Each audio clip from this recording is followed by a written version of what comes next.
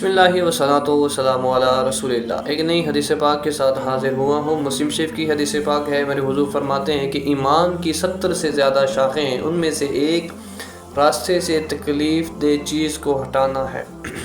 अब इस हदीस पाक से हमें ये पता चलता है कि ईमान सिर्फ नमाज, रोज़ा, हज, ज़कात, इबादत, सदका व खैरात, सिर्फ ईमान इन चीज़ों का ही नाम नहीं है, बल्कि किसी दूसरे मुसलमान की जान की हिफाजत करना, उसके रास्ते में से कांटों को हटाना, ये भी ईमान का ही हिस्सा है।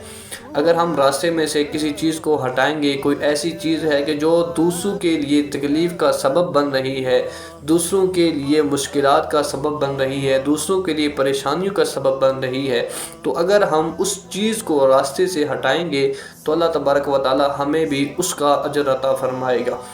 लेकिन हम ऐसे हैं कि हम हर चीज़ को उल्टे की तरफ लेके जाते हैं।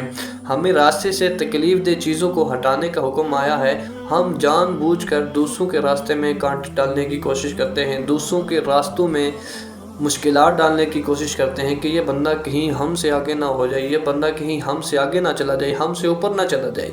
इस वजह से हम उसको कहीं ना कहीं तबाह करने की कोशिश करते हैं, उसको कहीं ना कहीं फंसाने की कोशिश करते हैं। तो मेरे भाइयों याद रखिएगा, अगर आज उस पर वो दिन आए हैं तो फिर कल तुम पर भी आने हैं।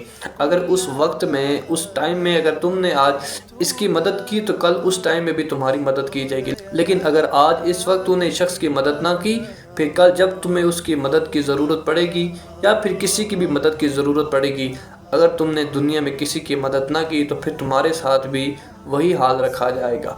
इसलिए दूसरों के लिए रास्ते को हमवार करने की कोशिश करें, दूसरों के लिए आसानियां पैदा करने की कोशिश करें, दूसरों के लिए मुश्किलात को कम करने की कोशिश करें। अल्लाह तबारक व तआला आपकी तमाम मुश्किलात को हल फरमाने के साथ साथ तमाम मसाइल को भी हल फरमाएगा। अल्लाह तबारक व तआला हम सबको अच्छे अमाल करने की और अपने मुसलमान भाइयों की मदद करने की तौफीक अता फरमाए।